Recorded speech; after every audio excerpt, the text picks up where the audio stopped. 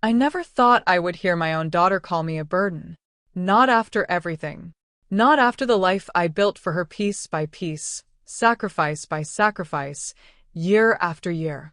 But that's exactly what happened the night everything changed. The smell of antiseptic still clung to my skin when I arrived at their house. Hospitals have a way of following you home, into your clothes, your hair, even your thoughts. 3 days earlier, I had been lying under bright surgical lights while strangers opened my chest to repair a heart that had worked too hard for too long. Now, I was standing in the doorway of my daughter's beautiful home, holding a small overnight bag, trying to convince myself that this was care, not charity. "Mom, come in. You shouldn't be standing there," my daughter said, stepping aside. Her name is Caroline. She smiled, but it didn't quite reach her eyes. Behind her stood her husband, Daniel. Tall, polished, always perfectly put together, like a man who had never truly struggled a day in his life. "Elizabeth," he said with a nod, as if greeting a distant acquaintance rather than family. I forced a smile. "Thank you for letting me stay." "Oh, it's temporary," Caroline added quickly. "Just until you're back on your feet." Temporary. The word lingered longer than it should have. They had prepared a room for me downstairs. It was clean. Too clean. Like a showroom. White sheets. Neutral walls. No photos. No items. A rented medical bed stood in the center, its metal frame reminding me I hadn't really left the hospital at all. Still, I told myself to be grateful. At 69, recovery isn't something you rush. And the truth was, I didn't have many options. I had sold my own home the year before, not because I wanted to, but because I had helped them. That first evening passed quietly. Caroline brought me soup. Daniel disappeared into his office. The house was large, but strangely empty. No laughter. No music. Just the faint hum of expensive appliances and the ticking of a clock somewhere in the distance. I fell asleep early, my body heavy with medication. But sleep didn't last long. By the third day, the fog began to lift. Pain was still there, but sharper now, more real. And with clarity came awareness. Small things at first. Caroline checking on me less often than she promised. Meals becoming simpler. Faster. Daniel's polite tone growing thinner each time we spoke. And then the silence. Not peaceful silence. The kind that presses on your ears. The kind that tells you something is being said, just not in front of you. That afternoon, I wasn't fully asleep. Just drifting. The door to my room was slightly open. Caroline said it was in case I needed help. In reality, it gave me something else entirely. I heard them, clearer than I ever wanted to. "How long is she staying?" Daniel asked. His voice was low, but sharp. Caroline sighed. "The doctor said at least 3 weeks. Maybe more." A pause. Then, "That's a long time." I felt my chest tighten, but I stayed still. "Daniel," Caroline started. "No, I'm serious," he continued. "This is expensive. The food, the medications, utilities, it all adds up." My fingers curled slightly under the blanket. Caroline didn't answer right away. And in that silence, I waited. I waited for her to defend me, to remind him who I was, what I had done. "She's my mother," she said finally. But her voice, it wasn't strong. It wasn't protective. It was tired. Then Daniel laughed quietly. Cold. Unbothered. "That doesn't change the fact that she's draining us." Draining us. The words landed harder than the surgery ever did. "She should be in a care facility," he added. "Honestly, it would make more sense. Sell whatever she has left and be done with it." My breath caught. Sell whatever she has left. Another pause. This one longer. Heavier. I held on to it, because this was the moment. This was where my daughter would step in, where she would say, "No, that's my mother. She gave us everything." Instead, she laughed. Soft. Almost amused. "You're awful," she said. But there was no disagreement in her voice. No resistance. Just acceptance. And you're not wrong, she added quietly. Something inside me broke. Not loudly, not dramatically, just quietly, like a thread finally snapping after being pulled for too many years. The sooner we figure something out, the better, Daniel continued. Every day she's here is costing us. Their footsteps moved away. Their voices faded. But the damage stayed. I stared at the ceiling for a long time after that. Long enough for the room to grow darker. Long enough for the truth to settle in. I wasn't a mother in this house. I wasn't family. I was an expense. A problem. Something temporary that needed to be removed. That night, I didn't cry. I thought I would. But instead, something else took its place. Something colder, clearer, stronger. When Caroline came in with my evening pills, I smiled. The same way I always had. Soft. Grateful. Easy. Thank you, dear, I said. You're welcome, Mom, she replied, already halfway to the door. She didn't notice. Not the change in my eyes. Not the silence behind my smile. After she left, I reached slowly for my phone. My hands trembled, but not from weakness. From certainty. For years, I had given time, given money, given pieces of myself without ever asking for anything in return. And where had that brought me? To a quiet room, in a house I helped pay for, listening to strangers decide what to do with me. No, not anymore. That night, I made 3 calls. The bank, my financial advisor, and someone I hadn't spoken to in years. A lawyer. By the time I closed my eyes, I had a plan. Not revenge. Not anger. Just balance. The next evening, I watched from the window as Caroline and Daniel left for an event. Dressed in elegance. Wrapped in comfort. Living a life I had helped build. They didn't look back. They didn't think twice. They had no idea that everything had already begun to change. 2 hours later, my phone rang. Caroline. Panicked. Mom, something's wrong, he said quietly, listening. And for the first time in a very long time, I didn't rush to fix it. I didn't answer right away. I let the phone ring once more before picking it up, just enough to remind myself that I no longer needed to rush for her, no longer needed to be the solution before she even finished explaining the problem. Mom? Caroline's voice came through sharp, uneven. Are you there? I'm here, I said calmly, leaning back against the pillows. There's something wrong with the accounts, she said quickly. Daniel tried to pay for dinner, and his card was declined. We checked the app, and everything's frozen. My cards, too. Even the business account isn't working. I closed my eyes for a moment, letting her words settle. Not because I didn't understand, but because I wanted to feel the weight of this moment. The shift. How strange, I replied evenly. Strange, she repeated, her voice rising. Mom, this is serious. We have payments scheduled. The mortgage, the car leases. Daniel is freaking out. I imagine he is. There was a pause. A small one, but it said everything. Mom, she said more slowly now, suspicion creeping in. Did you do something? I opened my eyes and looked around the room. The beige walls, the sterile bed, the quiet reminder of exactly where I stood in their lives. Yes, I said. Silence. Then, what do you mean yes? Her voice sharpened instantly. What did you do? I made a few calls, I replied. About my accounts. Your accounts? She repeated. Mom, those accounts are what we use for. For what? I interrupted gently. Another pause. This one longer. He manages them, she said finally, referring to Daniel. You know that. He's been helping you grow your money. Has he? I asked quietly. Her breathing changed. I could hear it. Faster now. Uneasy. Mom, this isn't funny. We need access. You can't just lock everything without telling us. I can, I said. And I did. She didn't yell. Not yet. Instead, her tone shifted into something softer, something I knew very well. the tone she used when she wanted something.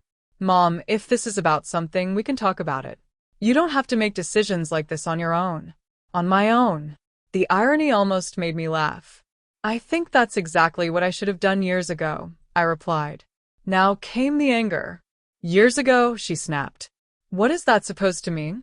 It means, I said slowly, choosing each word carefully, that I've trusted you and Daniel with my finances for a long time. And now, I'm choosing to review everything myself. You don't trust us? She asked, her voice breaking slightly, but not with hurt. With disbelief. As if trust was something she was entitled to. I heard you, I said. The words fell between us, like glass. What? She whispered. 3 days ago, I continued. Outside my door. I heard everything. The silence that followed was different. Heavy. No pretending now. No soft manipulation. Just truth. Mom, she started. But I didn't let her finish. You laughed, I said. She inhaled sharply. I didn't. You did. I cut in, still calm. When he called me a burden, when he talked about putting me in a facility, you laughed. It wasn't like that, she said quickly. We were stressed, we didn't mean. You meant it enough to say it, I replied. Another pause. Then her voice dropped. What do you want? She asked. Not are you okay? Not can we fix this? Just, what do you want? I looked out the window. The streetlights had come on. Soft yellow glow against the dark. I want control over what's mine, I said. That's it. That's everything. She exhaled sharply. This is unbelievable, she muttered. Do you have any idea what you've done? We have obligations, Mom. Real responsibilities. So do I said quietly. And freezing everything is your solution? She continued. You're putting us in a terrible position. I almost said it. Almost reminded her how many times I had been in a terrible position for her. But I didn't need to. Not anymore. You'll figure it out, I said instead. Her voice hardened. This is Daniel's business too, she said. You're affecting more than just yourself. I smiled faintly. Then perhaps Daniel should have thought about that before using money that wasn't his. Don't say that, she snapped. He's been managing your investments. No, I corrected her. He's been using them. That was the moment everything shifted. No more pretending. No more roles. Just truth. Raw and uncomfortable. We're coming home, she said suddenly. We'll talk about this in person. You can come home, I replied. I'm already here. She hung up. No goodbye. No softness. Just the sharp end of a call that used to mean everything to me. I set the phone down slowly. My hands were steady now. Completely steady. And for the first time in years, I felt something unfamiliar. Not guilt. Not fear. Not obligation. Control. I didn't sleep much that night. Not because I was worried, but because my mind kept moving backward, forward, connecting things I had ignored for too long. Every temporary loan. Every will pay you back. Every time I chose her comfort over my security. Piece by piece, it all started to make sense. Not as generosity, but as a pattern.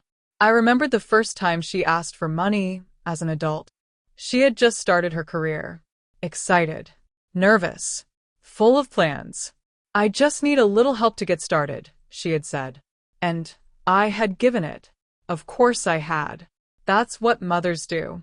Then came the apartment. The car. The wedding. The house. Each request bigger than the last. Each promise just as empty. And I had never stopped to ask why.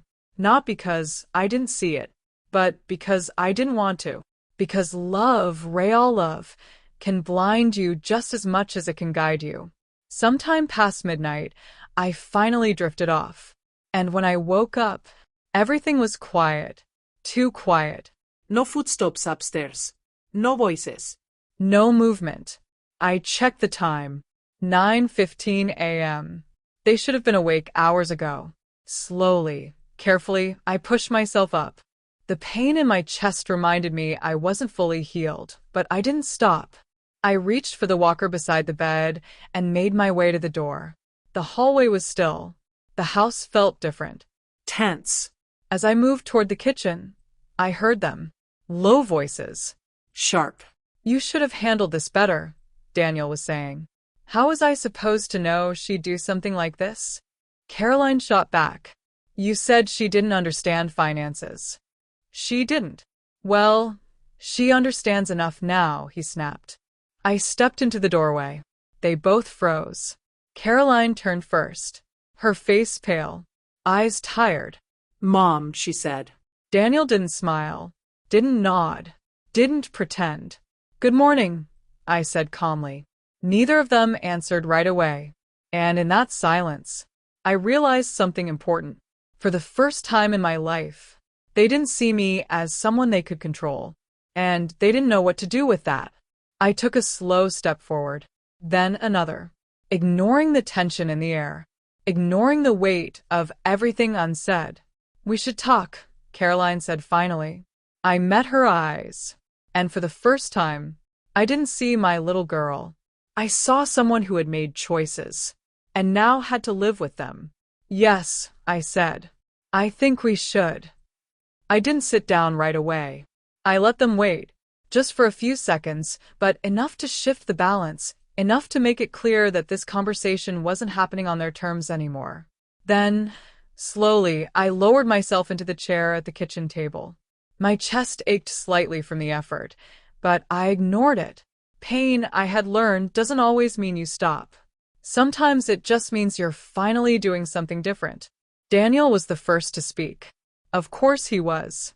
He always believed he could control a situation if he spoke first, if he framed it correctly. Elizabeth, he began, his voice calm, measured, almost professional. We need to approach this rationally. I almost smiled. Rationally. That word again. The same word he used years ago when convincing me to temporarily transfer funds into his investment structure. The same tone, the same confidence, the same lie wrapped in logic. I agree, I said simply. That seemed to catch him off guard. He blinked slightly, then leaned forward. Good. Then let's start by fixing the immediate problem. The accounts need to be unfrozen. We have payments due, obligations, contracts. This affects more than just us.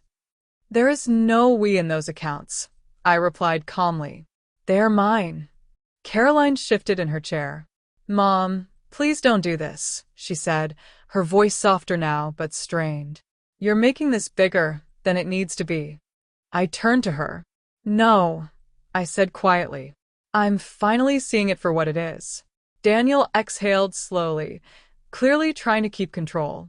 You're reacting emotionally, he said. You overheard a conversation taken out of context. Out of context? I repeated. Yes, he continued quickly. We were discussing options. Planning ahead. That's responsible, not malicious. Planning to send me away? I asked. To ensure you receive proper care, he corrected.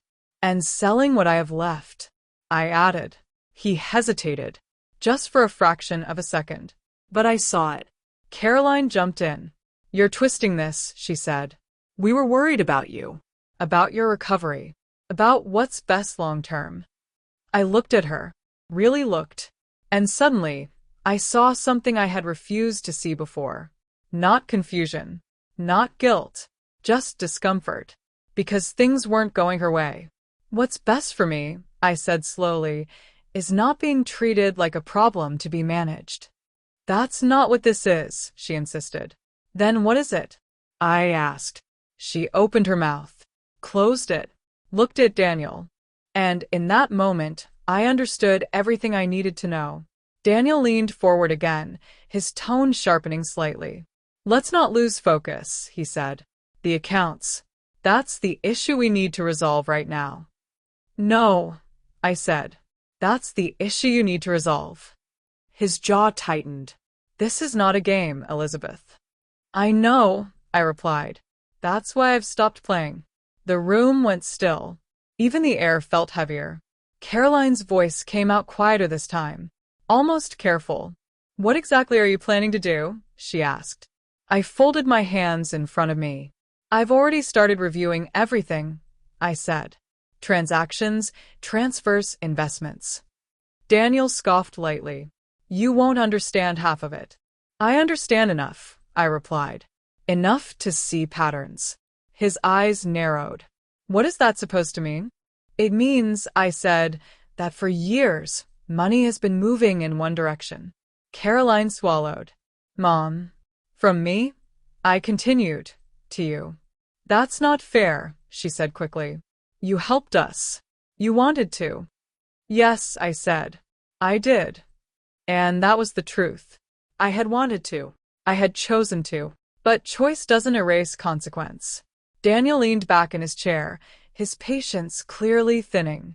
So what now? He asked. You're just cutting us off?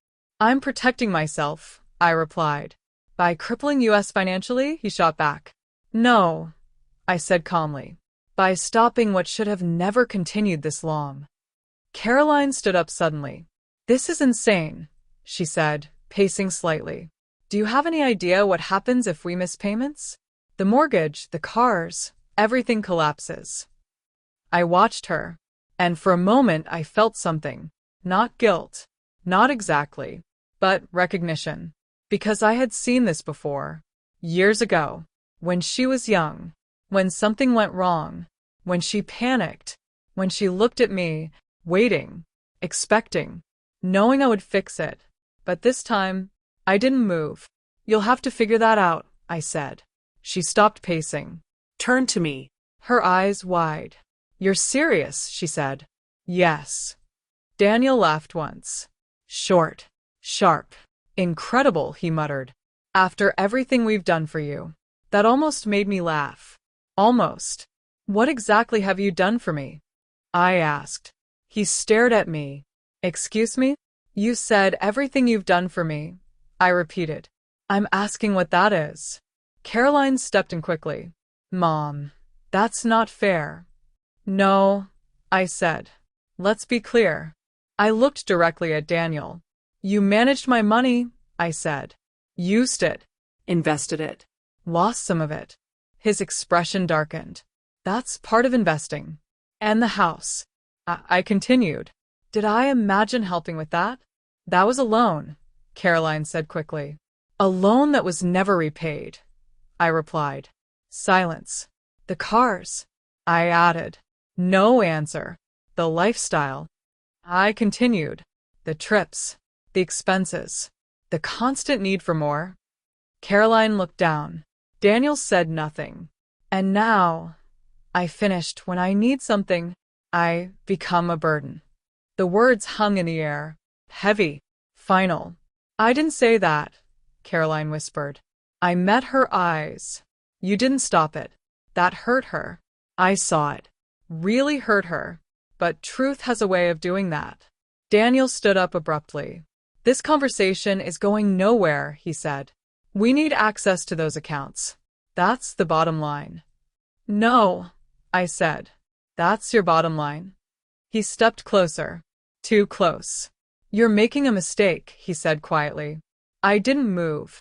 Maybe, I replied. But it's mine to make. For a second, I thought he might say something worse. Do something worse. But then he stepped back. Frustration replacing control. Caroline looked between us. Lost. Or maybe just unprepared. So what happens now? She asked. I stood slowly, leaning on the table for support.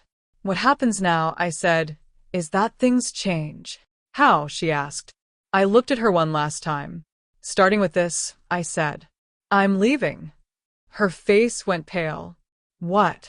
I'll make other arrangements, I continued. I won't be staying here. Mom, don't be dramatic, she said quickly. You just had surgery. Exactly, I replied. And I need peace. Not this. Daniel didn't argue. He just watched. Calculating. You can't just walk away, Caroline said. I picked up my walker. I'm not walking away, I said. I'm stepping back. And for the first time, those felt like two completely different things. I turned toward the hallway. Each step slow. Steady. Certain. Behind me, I heard her voice. Softer now. Almost small. Mom. I didn't stop. Because for the first time in my life, I understood something clearly. Love doesn't mean staying where you're not respected. And it definitely doesn't mean funding your own destruction. When I reached my room, I closed the door gently, sat down on the bed, and let out a long breath. It wasn't over. Not even close. But something had changed. Something permanent. And this time, I wasn't afraid of what came next. I didn't leave that day. Not yet. As much as I wanted to walk out immediately, reality had its own pace. My body still weak, my chest still healing, my strength not quite where I needed it to be. But mentally, I had already gone. The house felt different after that conversation. Not louder, not more chaotic, just colder, more honest. Like everyone had stopped pretending at the same time. No one checked on me that afternoon. No politenax. No careful questions about medication or pain. Just silence. And oddly enough, I preferred it that way. I spent most of the day going through my phone. Statements. Emails. Old messages. The kind of things I used to ignore because I trusted them. Because I trusted her. Now, every detail mattered. Every transfer. Every temporary expense. Every justification. It was worse than I expected. Not dramatically worse, but enough. Enough to see the pattern clearly. Money flowing out. Rarely, almost never, flowing back. Excuses repeating themselves, just dressed differently each time. I'll return it next quarter. Once this deal closes. We just need a little more time. Time. That was always the currency they paid me in. Time and promises. And I had accepted both, as if they were real. By evening, I had made 2 more calls. One to an old friend, and one to a man whose name I hadn't spoken in years. The first call was easy. Elizabeth, her voice came warm and familiar. Martha, I said, and for the first time that day, something in me softened. How are you? She asked. I heard about your surgery. I'm recovering, he replied. Slowly. You should be resting, not talking on the phone, she said gently. I will be, I answered. Just not here. There was a pause. Not confused. Not surprised. Martha had always understood things before I finished saying them. What happened? She asked. I told her. Not everything, but enough. Enough for her to hear what mattered. When I finished, she didn't hesitate. Come stay with me, she said. Just like that. No conditions. No questions. No hesitation. I don't want to impose, I replied automatically. You're not imposing, she said firmly. You're coming home to a friend. There's a difference.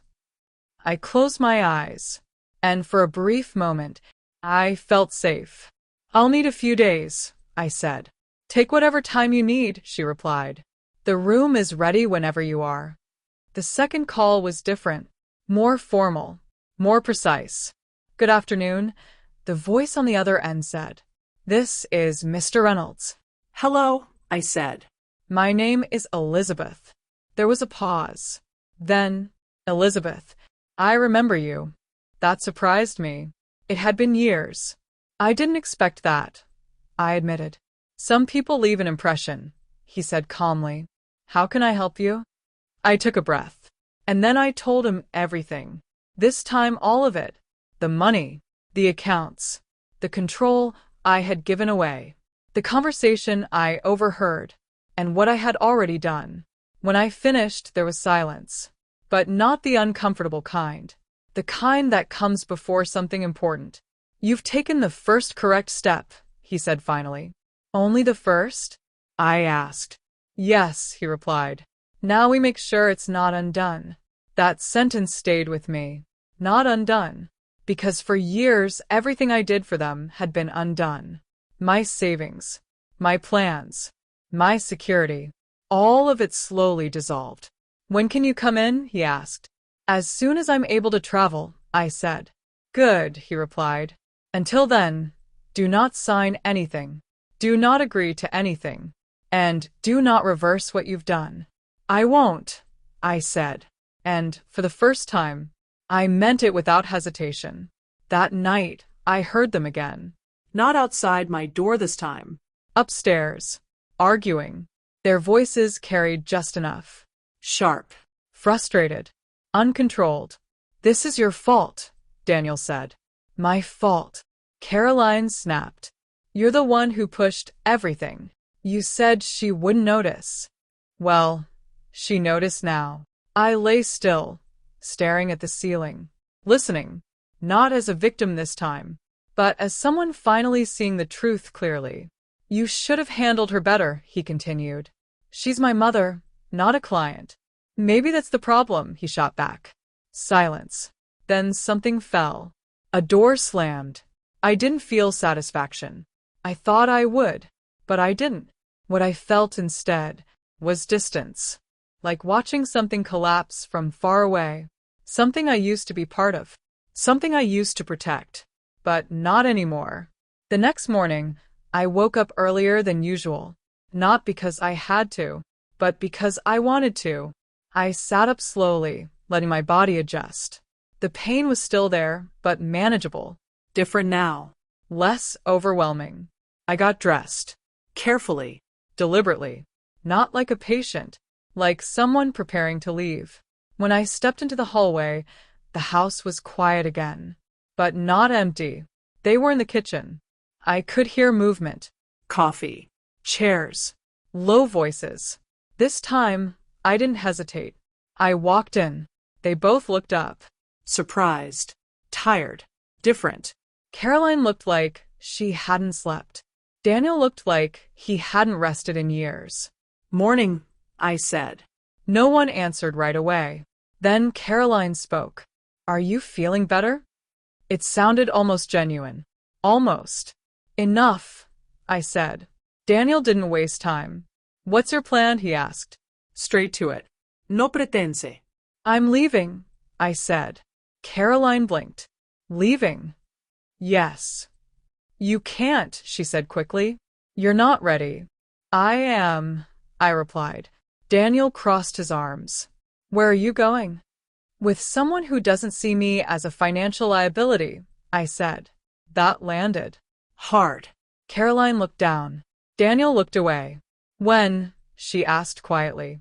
"In 2 days," I said. Silence again. And then, something unexpected. "What do we do?" she asked.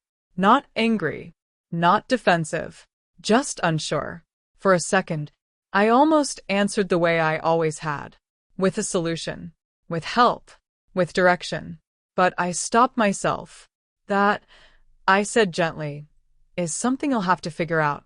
She nodded slowly, like she understood, or maybe like she had no other choice. Daniel said nothing, but his silence said enough. I turned to leave. But before I reached the hallway, Caroline spoke again. "Mom," I paused. Just for a moment. "I didn't think it would end like this," she said. I didn't turn around. "Neither did I replied. And then I walked away, back to the room that was never really mine, back to the bed that reminded me why I was here, back to the life I was finally ready to change.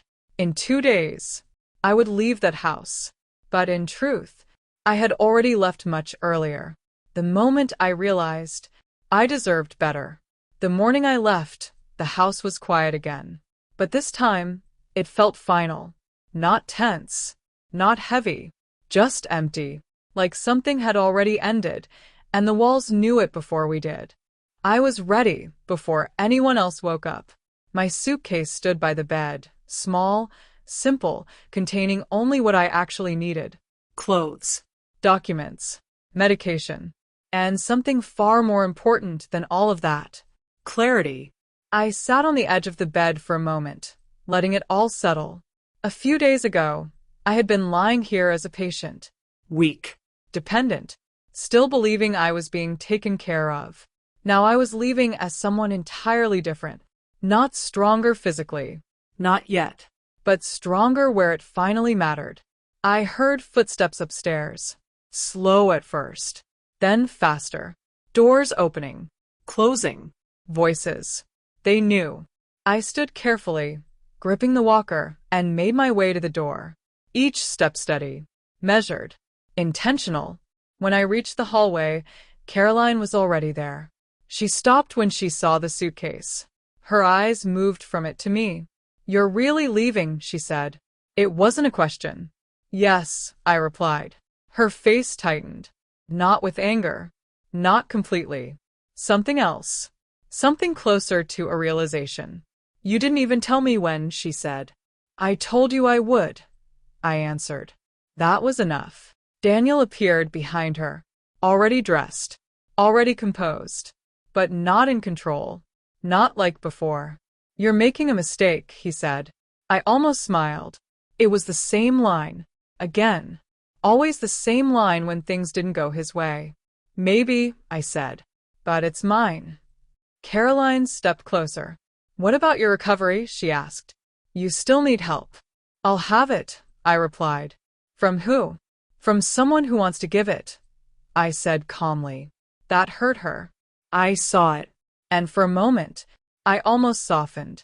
Almost. "Mom, we can fix this," she said quickly. "You don't have to leave like this." "Like what?" I asked. "Like," she hesitated. "Like everything is broken." I looked at her. Really looked. And for the first time in a long time, I didn't see just my daughter. I saw a person standing at the edge of consequences. "Some things are broken," I said quietly. Silence. Daniel stepped in again. Practical. Direct. Desperate, but trying not to show it. "What about the accounts?" he asked. "You're just going to keep everything frozen?" "Yes." "For how long?" "As long as necessary." His jaw tightened. "That's not sustainable," he said. I nodded. "You're right," I replied. He looked confused for a second. He hadn't expected agreement. "It's not sustainable," I continued. But neither was what we had before. Caroline sat down slowly on the chair by the wall, like her legs had given up. "We're going to lose the house," she said quietly. There it was. The truth. Not dressed up. Not hidden. I didn't answer right away, because this was the moment that would have defined me before. The moment I would have stepped in, saved her, fixed everything. But I didn't. "You might," I said. Her head lifted quickly. "You don't even care?" she asked. That word. Care. "I do care," I said calmly. "But caring doesn't mean protecting you from everything." She shook her head. "You've always protected me." Yes, I had. And maybe that was the problem. Maybe I shouldn't have, I said quietly. That hit harder than anything else. I saw it in her face. Daniel turned away, running a hand through his hair. "This is unbelievable," he muttered. "After everything." I stopped him. "Don't," I said. He looked at me, annoyed, but silent. "Don't talk about everything you've done," I continued. "We both know how that list looks." He didn't argue, because he couldn't. Caroline's voice came softer this time. Different. "What happens now?" she asked. I picked up my suitcase. "Now," I said, "you figure things out." She stared at me, and I could see it happening. Slowly, painfully, understanding. Not complete. Not yet, but beginning.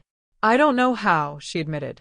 And that was the first honest thing she had said in a long time. "You will," I replied. She shook her head slightly. "You always made it easier." I nodded. "I know." And that was the problem. Daniel finally spoke again, but his voice had changed. Less sharp. More uncertain. "What if we can't?" he asked. I met his eyes. "Then you'll learn," I said. No anger. No bitterness. Just truth. Because I had learned. The hard way. Alone. With no one to fall back on. Now it was their turn. There was nothing left to say. I walked past them. Slowly. Carefully. Not rushing. Not hesitating. When I reached the front door, I stopped for a second. Just one. Not to reconsider. Not to doubt. But to acknowledge. This house. This life. This version of myself. All of it was behind me now. I opened the door. The air outside felt different. Fresh. Real. And for the first time in a very long time, I wasn't stepping out for someone else. I was stepping out for me. Martha's car was already waiting. She stepped out as soon as she saw me. There you are, she said with a warm smile. No tensión. No expectación. Just kindness. I walked toward her, slowly, but without hesitation. Behind me, I heard the door open again. Mom. Caroline's voice. I stopped, but I didn't turn around immediately. Take care of yourself, she said. Not don't go. Not come back. Just take care of yourself. I turned slightly, just enough to see her. You too, I said. And this time, I meant it differently. Not as someone responsible for her, but as someone finally letting go.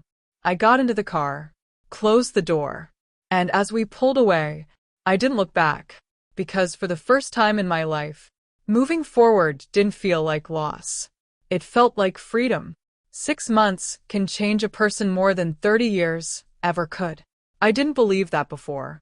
Back then, I thought change was slow, gradual, almost invisible, like aging, like routine, like the quiet passing of time that you only notice when it's already gone. But I was wrong. Sometimes change comes all at once, in a single moment, a single realization, a single decision to stop living the way you always have. Martha's home didn't feel like a temporary place. From the very first evening, it felt steady. Warm. Real. Not perfect, but honest.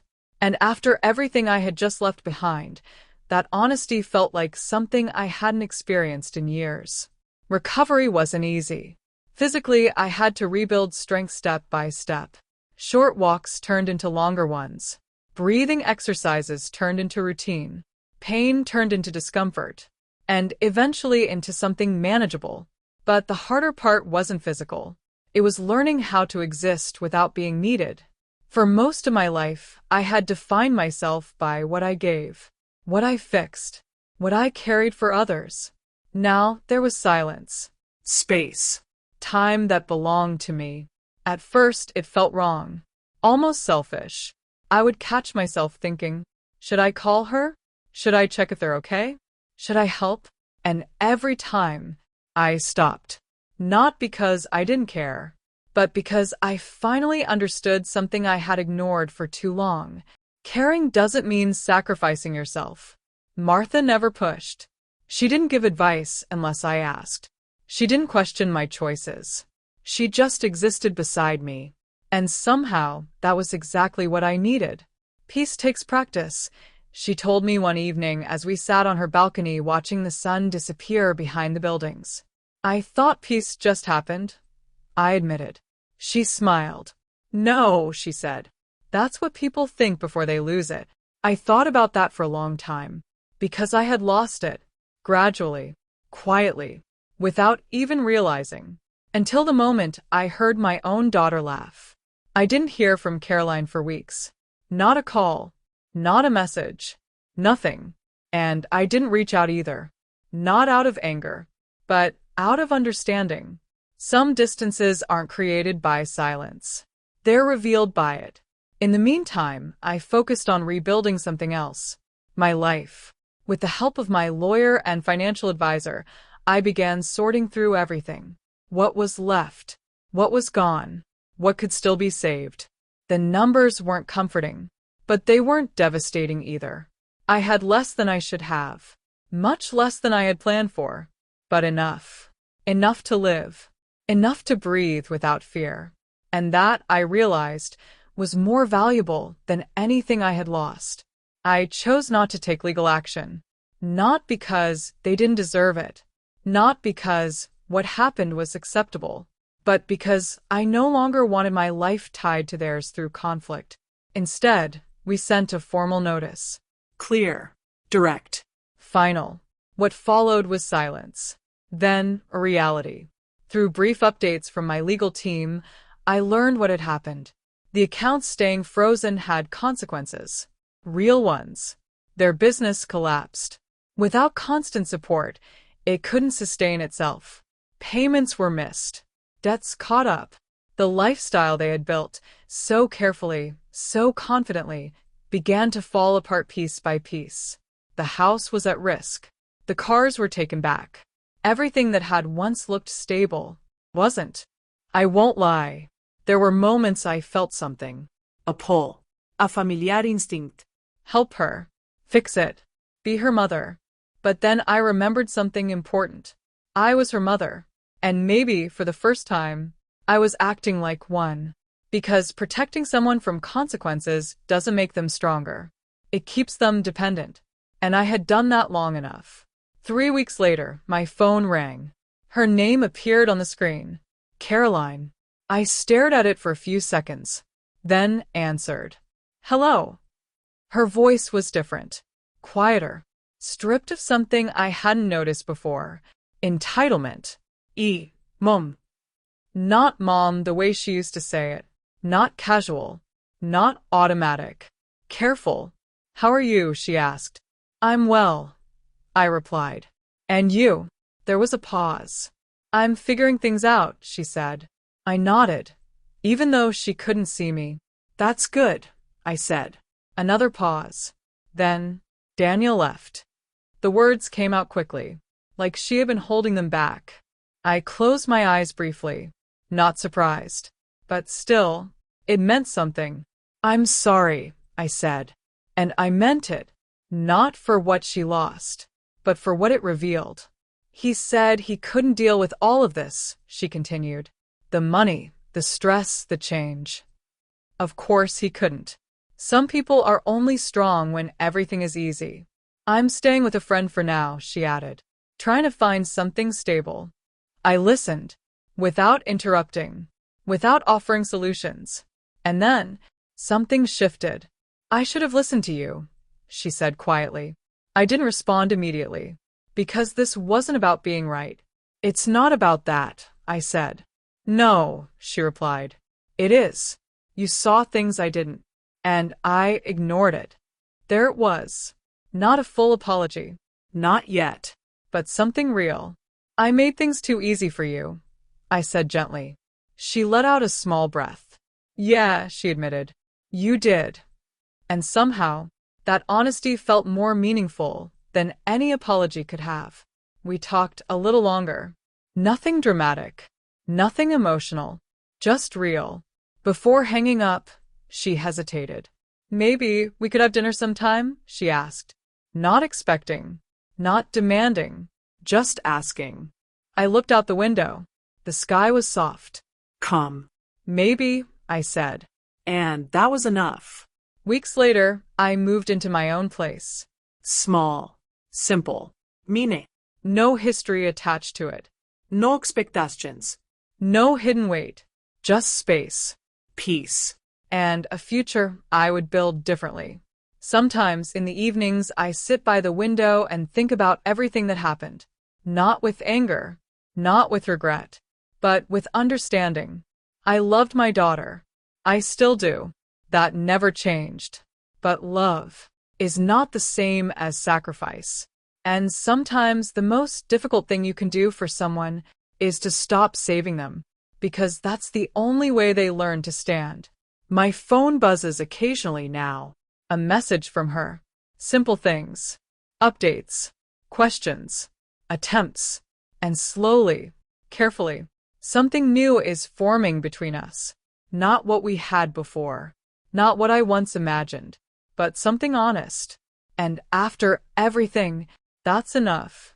Because in the end, I didn't just survive all of this. I finally found myself again. And this time, I'm not giving that away.